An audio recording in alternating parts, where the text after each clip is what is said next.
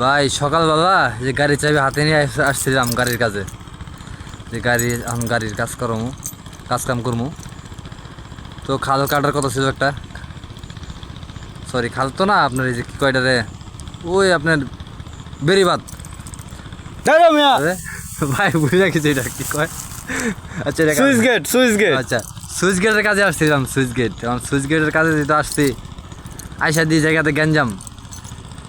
এক সপ্তাহ পর গাড়িটা স্টার্ট দিছি, ওখানে গ্যাঞ্জাম।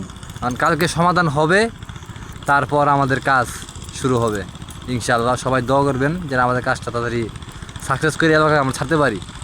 এই এলাকায় আর মন টিকতেছে না ভাই।